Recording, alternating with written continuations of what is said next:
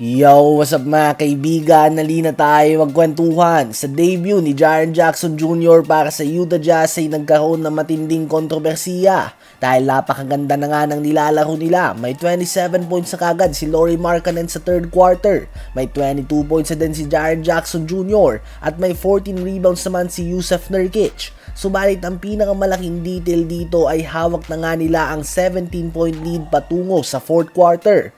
Ganun pa man, biglang nagdesisyon ng coaching staff ng Utah Jazz na hindi na ipasok sa buong fourth quarter ang kanilang mga starters. Kahit nahahabol na sila ng Orlando Magic ay wala ngang problema. Nanatiling nakaupo sa bench ang mga starters ng Utah Jazz hanggang sa tuluyan na nga silang natalo sa score na 120-117. Obviously, nagpatalo nga ang Utah Jazz dito. Hindi dahil sa may pusta sila, bagkus nagpapabagsak pa nga silang kanilang record upang umangat nga ang tsansa na makakuha ng mataas na draft pick sa susunod na NBA draft sa Hunyo. Talaga namang inaabangan dahil sa loaded nga ang draft class na ito, with one analyst saying na kung hindi nag-reclassify si Cooper Flagg ay malamang pang-anim lamang siya sa pinakamagaling na player dito at nasa labas ito ng top 5 ng draft. Posibleng kalokohan ito, subalit ganun na lang nga ang potensyal na nakikita ng mga analysts sa mga prospects sa darating na draft class na to. Ganun pa man, malaking problema nga itong ginagawa ng Utah Jazz dahil wala nga itong pinagkaiba sa binibenta na laro dahil may nakataya. Iba nga yung na-comeback ka lang dahil normal naman yun sa basketball.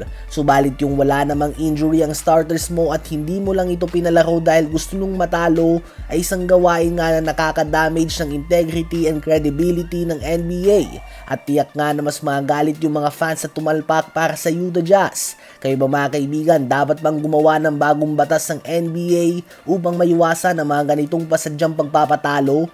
Habang usap-usapan naman ngayon sa social media ang pagsali ni Damian Lillard sa 3-point contest sa parating na All-Star Weekend. Nagiging controversial ito dahil mahigit 10 buwan na nga siyang hindi naglalaro ng isang official NBA game.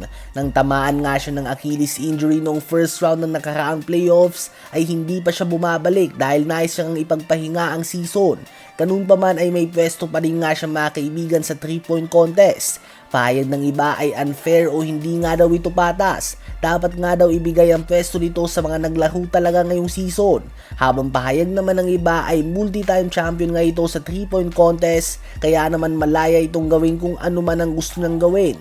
Kayo ba mga kaibigan, sa palagay nyo ba ay dapat na ibigay ang spot ni Damian Lillard sa ibang naglaro talaga ngayong season? Isama na din natin sa update na ito na opisyal ng kinuha ng Milwaukee Bucks si Cam Thomas mula sa Brooklyn Nets. Isang player nga ito na nag-average ng 24 points per game last season at may kakayahan na magtala ng 40 points at any given night.